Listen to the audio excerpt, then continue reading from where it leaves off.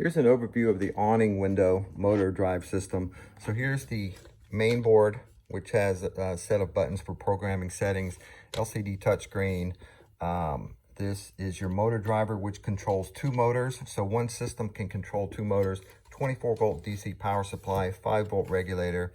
And then I have set up some input buttons here just for mock-up purposes. And then you will have some cables here that you connect to the input port here, wire nut those to whatever your switches or home automation. So you have a power switch, then you got cables that run out to the motor. So the motor is here. You have the motor, the physical motor with the gearbox here, coupler, right hand thread gear, threaded rod, Acme lead nut here. Middle section, there's another set of bearing blocks and a coupler here, left hand thread screw, and a left-hand thread nut inside of here. And here's your end bearing block. You have your wire connections here, which are just to your switches. So you have magnet sensors inside of these bearing blocks, and you can see them down inside of there.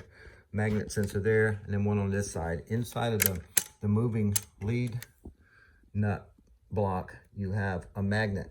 And so when the window, or when the window is opening, this thing gets close and the magnets tell this thing when to stop. So it does not produce stress on the motor when it goes to the open position. If however, if it were to hit something, it will stop running under pressure. So here's an example. So I've just made a button for testing. So let's go close. And so in this case, once the window pushes pressure up against the window seal, it stops. And then to open, pushes back out. Here's the bracket that attaches to the window, has some adjustment for play in it. In this case, you'll see it stop when it hits the magnets or gets within 1 inch or so. And one more time, I'll go close. And so if the window were to obstruct, or the system detected stress at any point, it will stop. Like I just stopped it with my fingers. Just keep going. And so you set this pressure in the menu, okay? Now opening as well, if you were opening and it sensed on destruction, but as in me doing the example of stopping the motor, it will stop. And all you'd have to do is press run again to continue. In the menu, you have closing trip level, which is the pressure that the motor will exert to try to force the window against the window seal. Opening is the trip level if the window is opening and it hits a certain amount of pressure, and you define that pressure. Closing trip level 2 for motor 2. So how much pressure does window number 2 exert against the window seal?